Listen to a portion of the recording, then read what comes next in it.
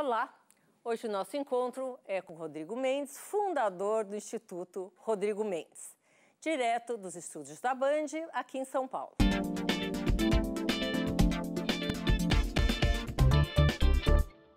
Ele criou um instituto que tornou-se referência em educação inclusiva no Brasil e no mundo.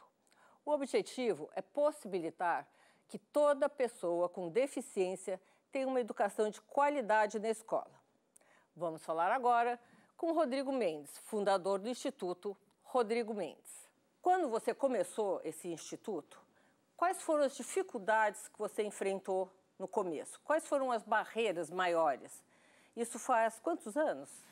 Acabei de completar 25 anos, mas só para te responder, um prazer estar aqui. Fazia anos que a gente não se via. É verdade. E Ele agora... continua igualzinho, eu não, gente, mas tudo bem. Não é verdade, você que continua com a mesma pele. Então, a gente, nessa trajetória, né, teve um momento inicial de você construir um conselho, né, criar um grupo de pessoas que tivesse capacidade, né, de estabelecer articulações e nos apoiar no planejamento desse momento inicial. E, como todo projeto, você precisa de quilometragem para, de fato, ter credencial e conseguir ampliar a sua rede de financiadores e de parceiros. Então, e de alcance, né? Exatamente. A gente, no ano passado, pela primeira vez, foi o nosso presente de 25 anos, a gente chegou em todos os estados brasileiros com o nosso programa de formação. Então, a gente já tem um trabalho de alcance nacional e algumas ações em outros países. O que eu queria assim, que você explicasse para o nosso telespectador é a evolução desses 25 anos. Quando você começou, quais as dificuldades, que eu imagino eu que devem ter sido enormes, e hoje, como é que o mundo trata esse tipo de assunto? A gente evoluiu muito, né, nesses 30 anos em que eu acompanho esse tema. Você deve lembrar, a gente começou como uma escola, né? O Instituto era uma escola que oferecia programas de arte para pessoas em situação de vulnerabilidade, não só pessoas com deficiência. E aí a gente foi entendendo quais seriam as estratégias que viabilizassem um impacto de maior escala. E em 2005 a gente tem um momento de uma mudança que foi uma guinada na nossa história, quando a gente começa a olhar para as redes de ensino, para as escolas públicas, percebendo que os professores estavam se sentindo despreparados para receber a criança com deficiência e buscando apoio, buscando conhecimento, né, para que a inclusão de fato acontecesse. Então, desde 2008 que a gente tem total foco nessa ação de buscar a transformação da escola, oferecendo referências, ampliando o repertório, apoiando o diretor da escola por um desafio que não é trivial, né? A escola ela ainda é pautada por um modelo de ensino muito homogeneizador, né? Muito orientado para padrões, e a gente tem que apoiar esses profissionais para que eles sejam capazes de planejar a aula e atender todo tipo de estudante. Mas, Rodrigo, me diz uma coisa. Vocês fazem uma triagem dentro das escolas para saber quais professores têm mais facilidade para lidar com o assunto ou não?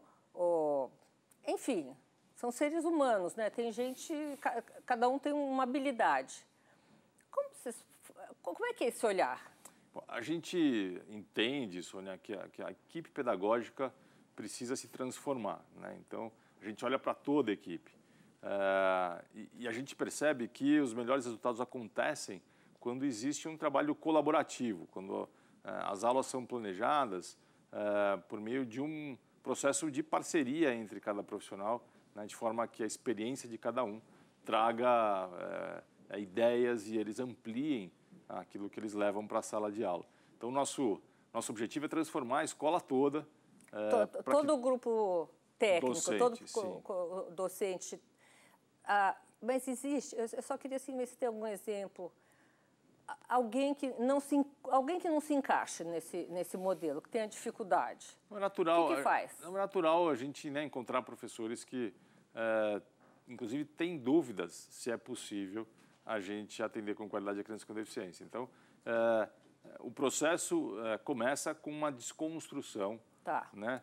Desse pré-conceito, né? Exatamente, né? Então, primeiro, o básico é deixar claro que mesmo a criança com deficiência intelectual, que até pouco tempo, né, era vista como alguém que não deveria, né, não poderia estar na escola, ela pode não só aprender, como ensinar. A gente hoje, diferentemente do que se observava há 15, 30 anos, a gente tem vários estudantes com deficiência intelectual se formando no ensino superior, né? Então, passando por todo o processo, em todos os níveis de ensino, conseguindo atingir um desempenho de aprendizagem e concluindo toda essa jornada e depois ingressando no mercado de trabalho.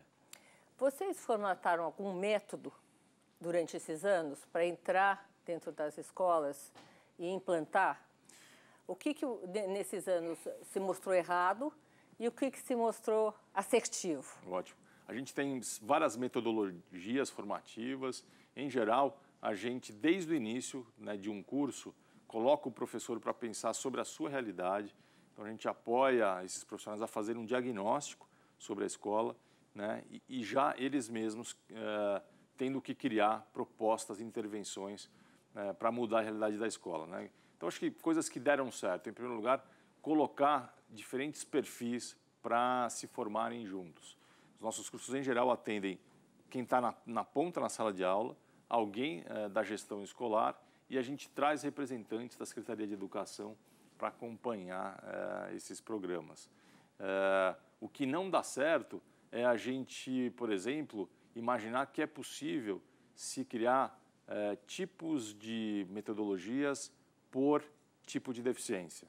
Muito comum o professor pensar assim, então, para o aluno com síndrome de Down, eu vou usar tais estratégias. Para o aluno que tem autismo, eu uso um outro conjunto de práticas. Isso é uma ilusão. A gente percebe que entre vários alunos com síndrome de Down, né, você tem ali um conjunto muito plural de formas de aprendizagem. Então, cada um vai ter o seu processo, a sua forma de se desenvolver.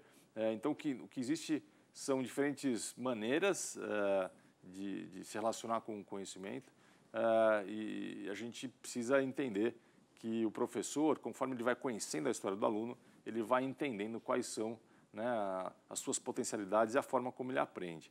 Então, essa é uma visão que não dá certo, pensar por tipo de deficiência, mas sim pensar em como é que naquele grupo eu maximizo as possibilidades de aprendizagem. Como é que eu integro aquela criança? Como é que as crianças em volta podem ajudar nesse processo, né? Você sabe que é interessante... Isso é uma coisa instintiva, né? Você concorda comigo? Quando você fala de outras crianças, aproveitando, cada vez mais a gente tem estudos que demonstram que a escola toda sai ganhando quando a gente traz a diversidade, né, para a sala de aula. Então, tem esse ganho inicial, que é dar a oportunidade para quem estava de fora até pouco tempo, né, um processo de inclusão, mas eu acho mais bacana pensar que os outros alunos têm essa chance muito preciosa, que é conviver, interagir com as diferenças desde a primeira infância, né? Essa é uma chance que muitas gerações anteriores não tiveram, e hoje, né, internacionalmente se pensa que competências fundamentais para o mundo do trabalho, como capacidade de mediar conflito, entender quem pensa diferente, estabelecer cooperação, isso é muito estimulado nesse tipo de escola, né? Uma escola que coloca a diversidade como um valor. Para mim, a inclusão, ela é um sinal de uma mudança no nosso estágio civilizatório, né? Não é à toa que os países que têm os melhores índices de desenvolvimento humano, eles enxergam a pluralidade como uma riqueza, né? E tomam medidas para mitigar desigualdades. Então, conforme a escola, né, acolhe a diversidade, a gente mira o nosso leme para um tipo de sociedade que não tolera abismos sociais e, de fato, onde todo mundo tem a chance de estar ali jogando junto, tem a chance de marcar um gol e não passa o resto da vida no banco de reservas, ou pior ainda, escondido no vestiário. No próximo bloco eu quero saber da escola do futuro. Tá Você bom. me mencionou aqui. Tá bom.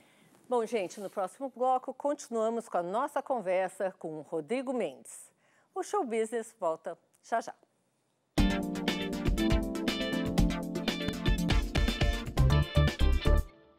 Estamos de volta com a entrevista do fundador do Instituto, Rodrigo Mendes.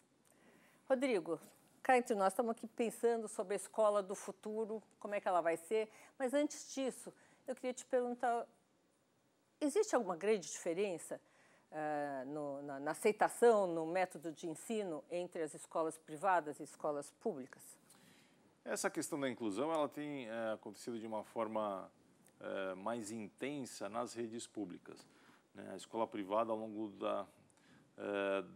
da história recente, ela foi mais resistente, ela encontrava artimanhas para adiar esse assunto, mas felizmente a gente tem uma lei que entrou em vigor em 2016, a Lei Brasileira de Inclusão, que proíbe a escola de negar a matrícula. Então a escola particular também está se transformando. Mas a gente tem boas notícias. Mas por quê?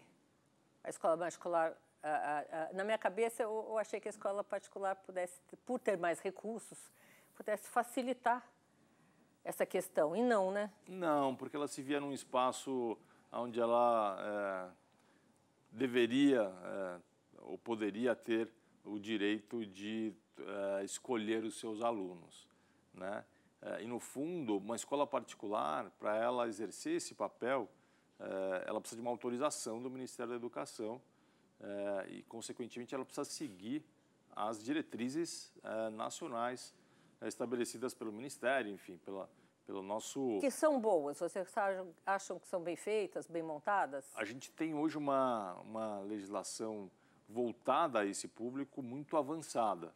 Tá. Então, os capítulos que versam sobre educação estão alinhados com a Convenção da ONU, que é o principal documento internacional que orienta qualquer escola, né, a receber toda criança, seja qual for o seu perfil, o seu histórico. Então, a criança com deficiência, segundo essa convenção, ela tem o direito de estar presente e ter o acesso ao conhecimento no convívio. Isso começou a vigorar desde quando? No Brasil, em 2016, a gente teve a Lei Brasileira de Inclusão, mas a convenção é de 2006 e a gente incorporou essa convenção à nossa Constituição. Ou seja, a rigor, a gente, desde 2000, final da segunda metade dessa década, a gente já vem trabalhando alinhados à Convenção da ONU.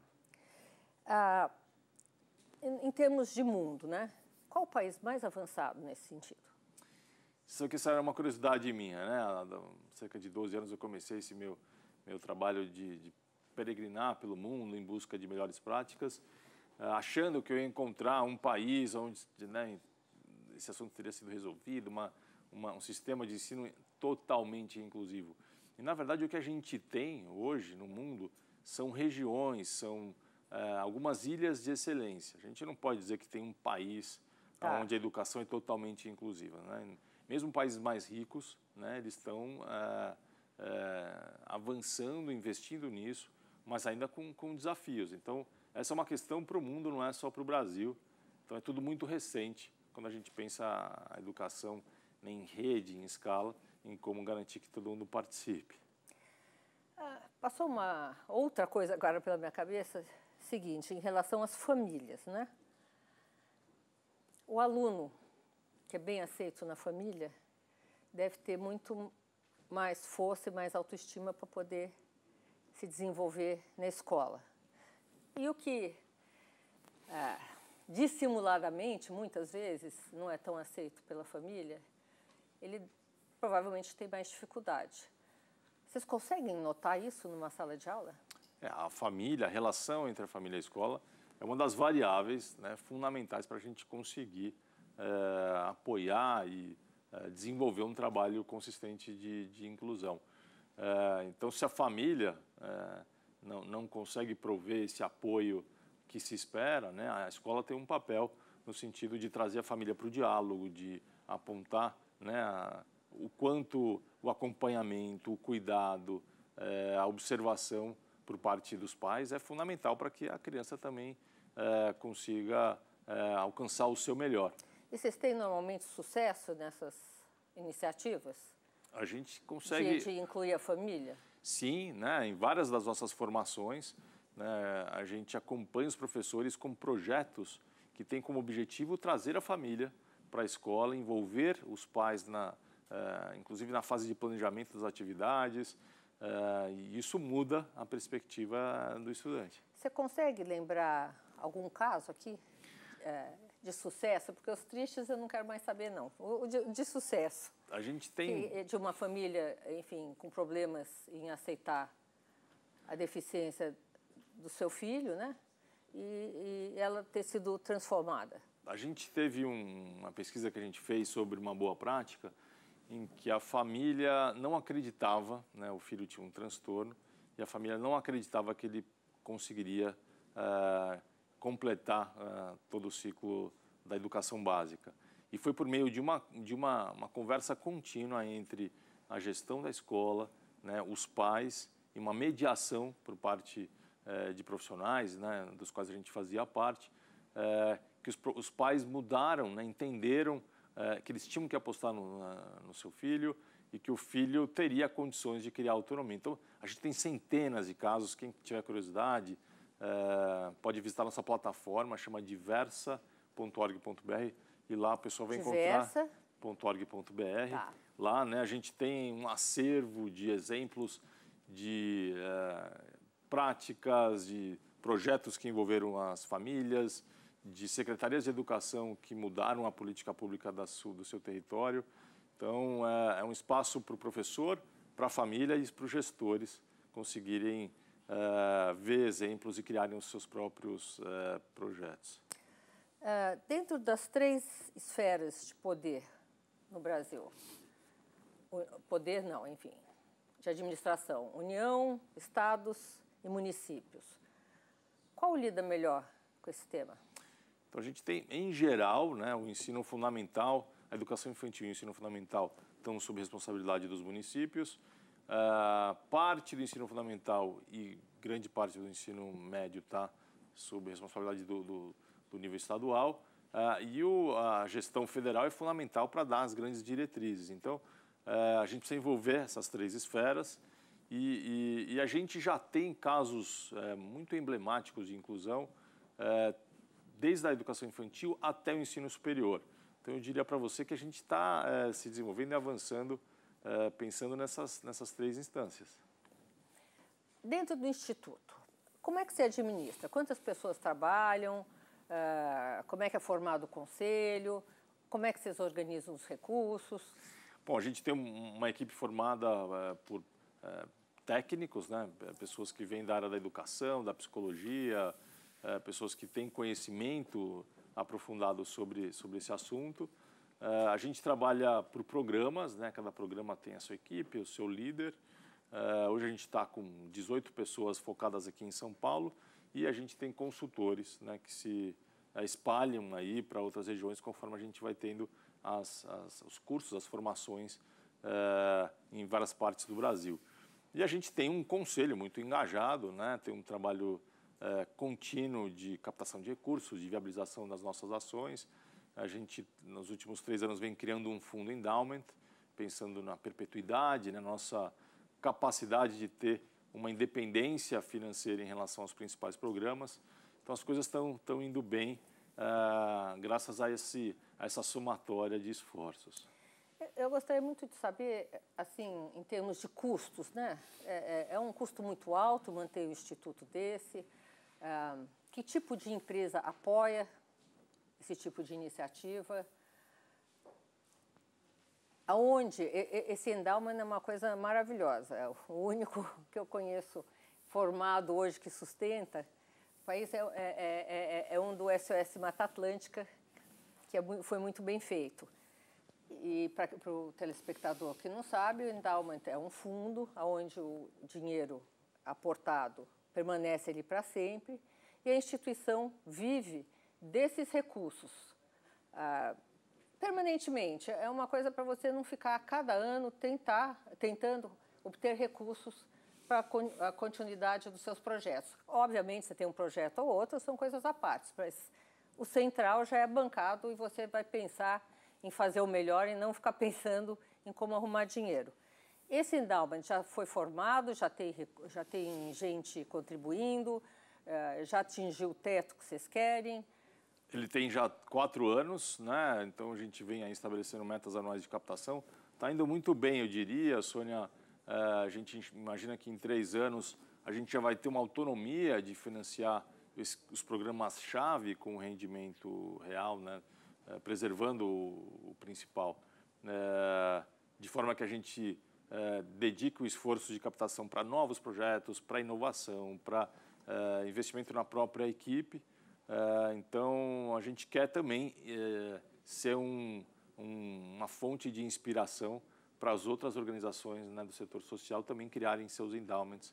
A gente tem como parceiros o Banco JP Morgan, o Escritório Matos Filho, são os, vamos dizer, padrinhos dessa iniciativa, mais um conjunto de investidores e pessoas físicas que aportam recursos, um grupo muito respeitável, e a gente a cada ano vai crescendo. Aproveito até o teu programa para convidar aí pessoas que acreditam. Pessoas físicas podem contribuir? Sim, em tem geral. Um mínimo, um máximo? Como é que funciona? São conversas individuais, né? Tá. A gente entende a capacidade de investimento de cada pessoa. A maioria dos investidores são pessoas físicas que, né, tem essa crença de que a educação é o caminho para mudar o país. Pronto, o que é a escola do futuro, né? A gente nem sabe dizer como vai ser a escola daqui a 20 anos, mas o que a gente... Vai ter escola?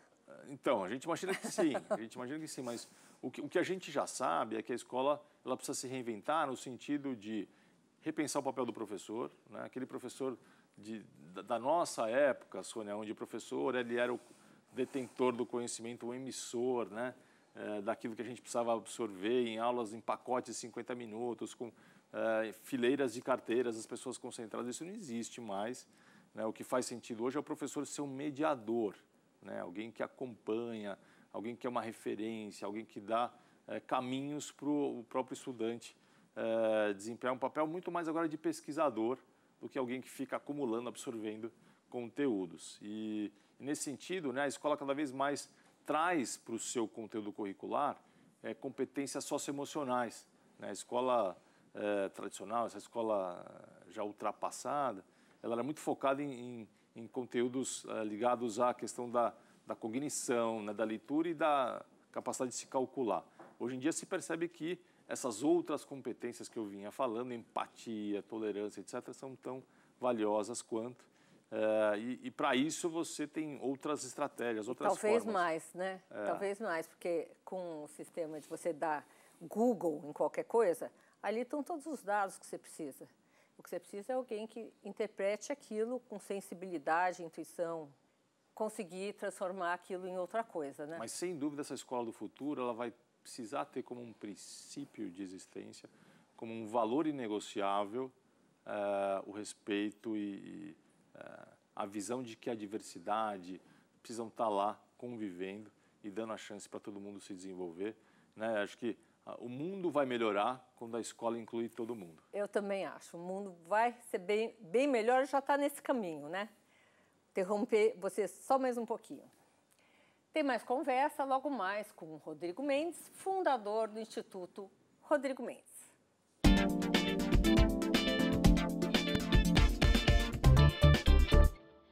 Voltamos agora com o fundador do Instituto Rodrigo Mendes. Rodrigo, você tem um projeto sobre Olimpíadas. Conta um pouquinho sobre isso para a gente. Em 2013, o Unicef me chamou para a gente pensar num projeto que aproveitasse esse momento de Copa do Mundo e Olimpíadas do Brasil para colocar em discussão a educação física, né, nas escolas públicas como uma ferramenta de inclusão. Deu super certo, a gente criou um curso que rodou o Brasil. São centenas de casos, de aulas criadas pensando na inclusão. E aí eu me envolvi muito com os jogos em 2016, eu conduzi a tocha no Rio, quer dizer, a tocha em São Paulo, mas referente a Jogos do Rio. E eu fui chamado para o Japão, né, num seminário que tinha como objetivo discutir esses jogos que vão acontecer agora. E eu estava num painel que colocou em reflexão como que as Olimpíadas podem deixar um legado social mais ambicioso. E aí, no final desse painel, né, a jornalista me colocou a pergunta de o que eu propunha, né, para Tóquio e para os Jogos Futuros. Resumindo um pouco da minha recomendação, eu acho que essa separação completa dos Jogos entre Olímpicos e Paralímpicos vai na contramão da ideia de sociedade inclusiva, né? Porque você seleciona, você segrega atletas pelo fato deles terem alguma deficiência. Agora, o que a gente pode fazer? Porque não é simples você juntar, tem uma complexidade. A nossa proposta é que a gente use o símbolo da chama como uma forma de mandar um recado de união entre os seres humanos. Então, ao invés da gente hoje, ao final, né, dos Jogos Olímpicos, apagar a pira olímpica e depois de 3 semanas ter os Jogos Paralímpicos sem nenhuma conexão, né, e com uma cobertura muito mais tímida, a minha proposta é que eles mantenham a chama acesa, explorando esse símbolo, né, como uma representação da necessidade da gente estar mais unido. Rodrigo, vamos falar um pouquinho sobre você. Estou vendo aqui que você sonhava em ser médico. Como é que foi esse processo de deixar esse sonho e criar outro? Né? Então, eu tinha uma infância assim, muito ligada a esporte, né? Eu adorava futebol, participei aqui do campeonato do Clube Pinheiros, então fui uma pessoa muito ligada a esse universo. Depois fui remador, competi por 2 anos e meio pelo Corinthians. E aí chegou esse momento onde eu tive também uma grande ruptura na minha história. Eu fui assaltado aqui em São Paulo, com 18 anos. E precisei abandonar os estudos, fiquei praticamente 3 anos focado em reabilitação. Né? Tive apoio incondicional da minha família, melhores médicos. E aí, conforme eu comecei a ter o contato com esse mundo da reabilitação, eu percebi que eu era um privilegiado. A maioria das pessoas que passam por acidentes ou que nascem com alguma deficiência enfrentam também pobreza, enfrentam outros desafios ainda maiores. E aquilo mexeu muito comigo, então acho que essa combinação entre uma necessidade minha de devolver tanta ajuda que eu vinha recebendo, né, isso nasceu logo na fase da hospitalização, com o meu incômodo em relação a quem não tinha nada, não tinha, né, condições nem de comprar medicamento, resultou nesse trabalho que a gente faz hoje no Brasil inteiro, resultou no Instituto. Você conseguiu ver a metade do copo cheia, né? Não a metade do copo vazia. É verdade. E trilhou um caminho propositivo. Você sempre teve em mente fazer esse instituto desta forma? Se tinha em mente, sei lá, alguma outra coisa diferente? Como é que se chegou a essa fórmula? A gente, no começo, eu não tinha nenhuma grande pretensão, né? Sendo honesto, eu queria começar algo. E se eu pudesse começar de novo, eu gastaria mais tempo em planejamento. Eu fui fazendo muito provisoriamente, né, com o apoio das pessoas que estavam ali mais ao meu redor. Depois eu ingressei no ensino superior, eu fiz GV, tive 4 anos, né, de imersão nesse mundo da gestão. Iniciei minha carreira mais profissional como um consultor de empresas, trabalhei na Accenture por 4 anos. Então isso abriu muito, né, a minha visão do que é gestão, de como é que a gente pode pensar em escala, em melhoria contínua, em monitoramento de resultados. E foi acho que essa passagem pelo setor privado que fez com que o Instituto se transformasse e hoje tivesse ambições maiores. Você sempre foi uma pessoa com empatia pelo outro? Sabe que eu acabei de perder meu pai. Meu pai faleceu há 2 semanas, eu escrevi um texto agradecendo ele. Eu acho que vem muito da minha formação. Meus pais sempre foram muito humanos, né? Sempre falaram muito sobre a importância da gente não olhar só para o próprio umbigo, a necessidade da gente ter um olhar que busca entender o outro, ter paciência com o outro. Mas você acha isso que é uma coisa que você aprende ou você nasce com isso? Eu acho que a gente aprende, né? Aí depende da nossa crença, né? Eu até acredito que a gente traz experiências e uma essência que vem de outras fases, enfim, dessa vida mais ampla, né? Digamos assim. Mas eu acho que a gente aprende muito também. Aprende então, como, né? Mas aprender a sentir é difícil, né? Mas os pais têm um papel nisso. Eu acho que oferecer oportunidades, colocar a criança para refletir, mostrar, né, o que é o desafio do outro, são meios de fazer com que a gente aprenda. Você é espiritualizado? Você é religioso? Eu acho que eu nasci numa família que, enfim, tem uma formação mais católica, depois os meus pais foram buscando outras filosofias. Eu diria que eu tenho a minha própria religião. Você formatou, né?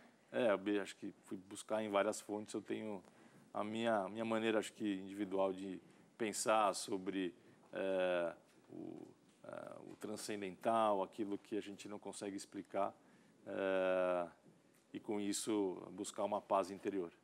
Qual a sua opinião sobre física quântica, por exemplo? Eu acho fascinante. Teve um livro que eu li quando eu estava numa fase ainda de total dedicação à fisioterapia, que mostra um pouco dessa capacidade desse mundo microscópico, né, dos elétrons, dos nêutrons, como é que isso é influenciado pelo nosso pensamento. Então, acho muito bacana a ciência como um caminho para entender o mundo. Outra curiosidade que eu li aqui na sua biografia é a sua passagem por Cuba, né? Você diz que ela foi muito importante para a sua recuperação. Me explica por que Cuba? Na época, né, isso foi em 1992, eu vinha fazendo todo o meu tratamento no Brasil, e aí eu conheci alguns jovens que tinham acabado de voltar desse centro de reabilitação em Havana, que era muito avançado, era um centro que recebia estrangeiros, né, era uma das estratégias do governo cubano de trazer receitas, o turismo, a medicina, enfim. E aí eu fui, né, me informar melhor e, de fato, eles tinham um modelo ali de fisioterapia, de reabilitação muito interessante. Melhor do que um da Alemanha, Japão, sei lá. Eu não diria melhor, mas para mim foi muito, muito rico no sentido de eu criar uma rotina para a minha vida de manter o meu corpo saudável. Eu aprendi lá em Cuba, né, com uma sequência, uma dedicação diária com um ex-atleta olímpico. Então, para mim, foi uma experiência muito valiosa. Eu estou vendo aqui também que você teve um mentor, Fernando Reimers, de Harvard. Como é que foi essa influência? Então, eu fui aluno de um curso na Kennedy School, né, a Escola de Governo de Harvard, em 2009. Ele foi um dos meus professores. E ele é uma pessoa muito engajada com a questão da educação globalmente, muito interessado e muito generoso, né, com a América Latina. E ele passou a ser o meu mentor para a gente criar no Brasil, né, uma área de pesquisa, me oferecendo, né, orientação sobre metodologia, sobre formas de transformar práticas em fonte de reflexão. E até hoje ele é um grande amigo e acho que minha grande inspiração em relação a uma referência como um professor que eu tive. Pensando assim, em termos de uma família talvez com menos recursos, você conseguiu ir para Cuba, você foi para Harvard, né? O que você sugeriria? Alguém que hoje está enfrentando esse problema no seu início. O que faz uma pessoa assim? Eu acho que essa pessoa tem que... Essa família, né? Claro, a família, né? A pessoa precisa buscar informação para primeiro entender quais são os seus direitos, né? A gente tem um conjunto muito amplo de programas, de recursos destinados pelo governo, tanto para a educação quanto para o trabalho. Então, é conhecer quais são os direitos, buscar exercer, né, esse espaço e usufruir dos recursos que, por meio de políticas públicas, estão destinados a promover a inclusão. O Brasil destina recursos suficientes para essa historicamente, a gente tem, né, gradativamente um olhar mais atento a isso. Depende um pouco do momento político, né? Mas eu posso dizer para você que, por exemplo, a escola, né, recebeu nos últimos 20 anos um volume importante de recursos para ela conseguir promover a acessibilidade, conseguir investir em materiais pedagógicos diferenciados. Então, existem programas... Quem fiscaliza isso?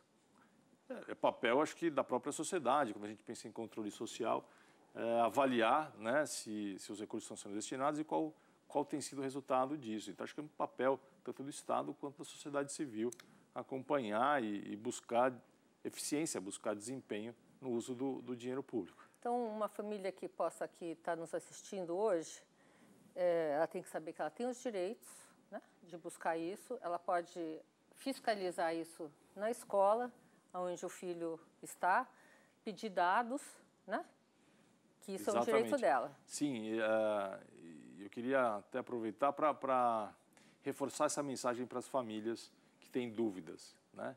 Às vezes famílias ficam constrangidas, poxa, meu filho tem uma deficiência, será que eu posso levar ele para a escola?